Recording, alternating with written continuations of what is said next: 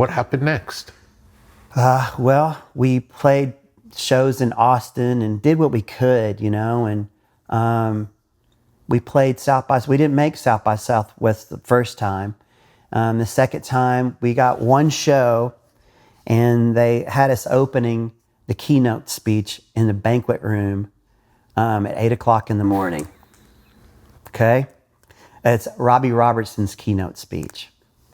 So we're like, fuck it, we'll take whatever we can get. It's the only show we had. So we get there, it's super early. We're literally in a banquet room with fluorescent lights, this big. It's the worst possible place you could possibly be in to play music. It just screams, it's sterile and not cool, and it's not good. But we're like, man, I'm just talking to everybody. This is our thing. We can just turn this into our, let's just rock these people and take them with us and give them a little ride. So we got everyone fired up, and we go out there and we just do this thing. And it was kind of like that same deal where we finished and there was silence, and then the place erupted and everybody was standing up and just going nuts. And this guy runs up to me and he goes, I'm John Perales with the New York Times. You realize what you just did? And I said, what? And he goes, you've got every journalist in the country in here on their feet, because that's David Frick over there. And I'm like, he's pointing out all these different people out. He goes, look at this. And I'm like, wow, I had no idea. Yeah. I thought they were just like industry people, but it turned out to be a whole room of every journalist, because they were there for Robbie Robertson's keynote speech. So they just immediately blitzed it out to everybody. And then we started getting gigs. We played 9 shows at that South by Southwest. Wow. Just word got out. And so we were playing in people's yards. We were playing in restaurants. We were playing in record stores at Waterloo. Everyone kind of wanted to have us. And so it just kind of happened. And at that time, that was in 2002, bands weren't playing multiple like they do now. They do it, everyone does it now. But back then, you had one that we played 8 to 9 of them. And it was just, and the Polyphonic Spree going through Austin, South by Southwest, with all those instruments and all of us navigating, you know what that place is like. We made a huge splash at that South by Southwest. It was amazing. So back to that gig, what seemed like to be the worst situation for something to happen and grow turned out to be the best thing that could have ever happened for us. Yeah. Because in every newspaper the next day, they were talking about the Polyphonic Spree right there with Robbie Robertson all over the country. It was just like unbelievable. You couldn't believe it. And then from after that, like 2 weeks later, you get a phone call from someone in David Bowie's camp who David Bowie wanted us to come to the UK to play his Royal Festival Hall festival he was curating.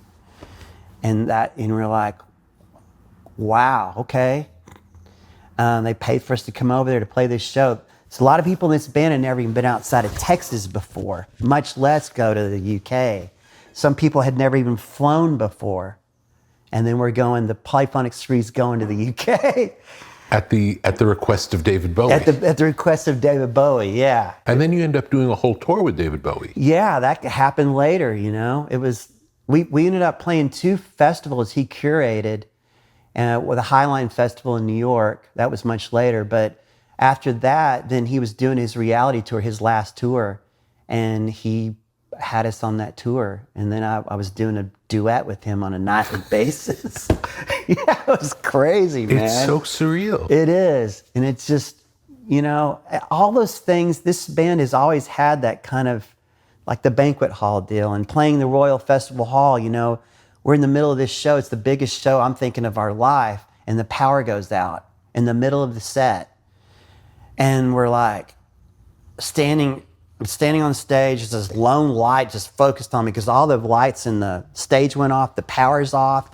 And we're like, what do we do? The choir, everyone's so nervous energy. You had a full festival hall and everyone's just kind of, just, who is this band? Really kind of summing us up. Like, what do you got? It was deathly quiet. There was nothing. I felt like we hadn't really connected with the audience, and the power went out.